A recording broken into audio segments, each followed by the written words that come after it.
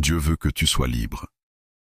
Bien-aimé dans le Seigneur, aujourd'hui, j'ai un message brûlant dans mon cœur.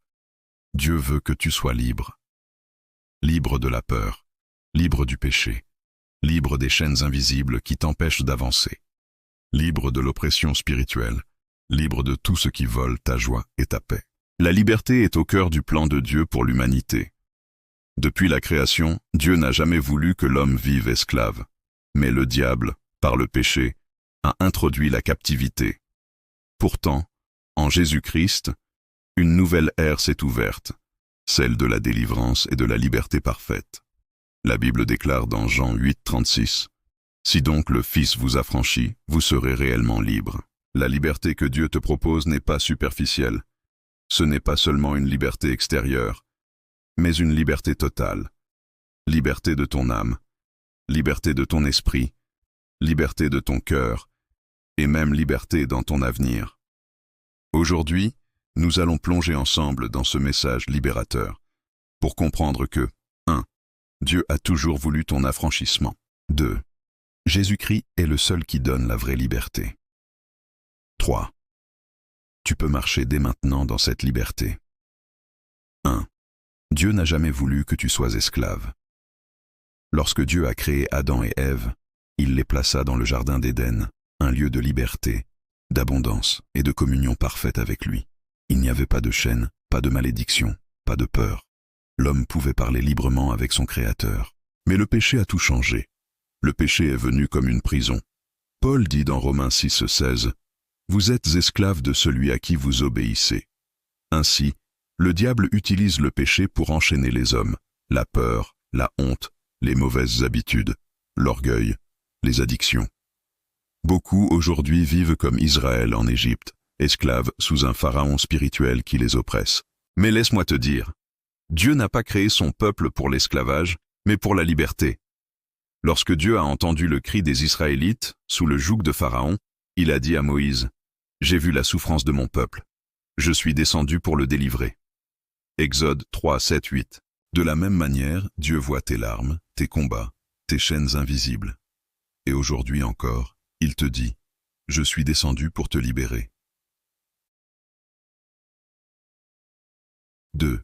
Jésus-Christ, la clé de ta liberté. Tout au long de la Bible, Dieu a préparé un plan parfait pour ta délivrance. Ce plan, c'est Jésus-Christ. Quand Jésus est venu, il n'est pas venu seulement pour pardonner les péchés, mais aussi pour briser les chaînes. Ésaïe 61, 1 nous dit, « L'Esprit du Seigneur est sur moi, car il m'a oint pour annoncer une bonne nouvelle aux pauvres. Il m'a envoyé pour guérir ceux qui ont le cœur brisé, pour proclamer aux captifs la liberté et aux prisonniers la délivrance. » Remarque, la mission de Jésus est claire, annoncer la liberté. Sur la croix, Jésus a porté nos chaînes. Quand il a crié « Tout est accompli », c'était aussi une déclaration de victoire sur tout esclavage spirituel. Sa résurrection a ouvert les portes des prisons invisibles pour toi et moi. Beaucoup cherchent la liberté dans l'argent, dans le plaisir, dans les relations, dans les philosophies humaines. Mais toutes ces choses ne donnent qu'une liberté illusoire. La vraie liberté est uniquement en Jésus-Christ. La femme samaritaine, par exemple, cherchait son bonheur dans les relations amoureuses. Mais elle restait captive, insatisfaite. Une seule rencontre avec Jésus a changé sa vie, et elle a trouvé la véritable liberté. De même, lorsque Jésus a libéré l'homme possédé par une légion de démons, Marc 5, la Bible dit qu'il était ensuite assis, vêtu et dans son bon sens. C'est ça la vraie liberté, être restauré dans ton identité en Christ. 3. Marcher dans la liberté aujourd'hui. La liberté que Jésus t'offre n'est pas pour demain, mais pour aujourd'hui. Tu peux décider dès maintenant de marcher dans cette victoire. Comment? A. Renouvelle ton esprit par la parole de Dieu.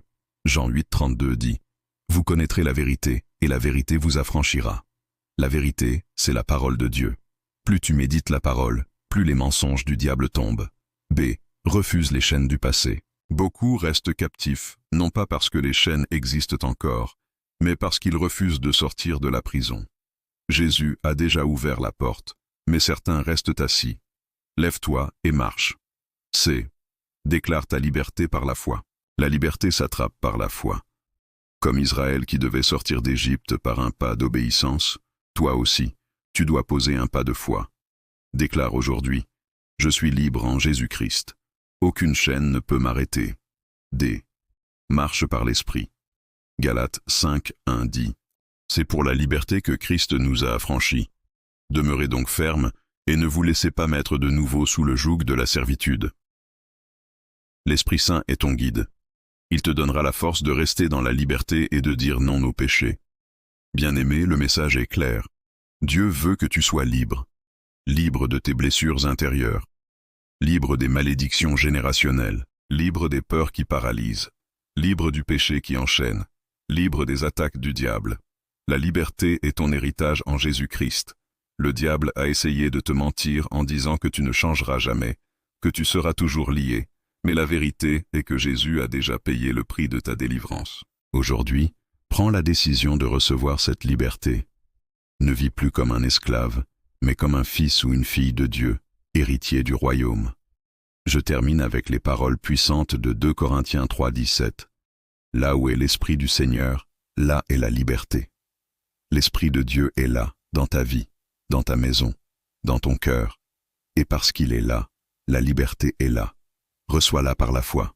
Aujourd'hui, déclare avec moi, Seigneur Jésus, je crois que tu es mort pour moi et que tu as brisé toutes mes chaînes. Je refuse toute captivité. Je marche dans la liberté que tu m'as donnée. Je suis libre, réellement libre, au nom de Jésus-Christ. Amen.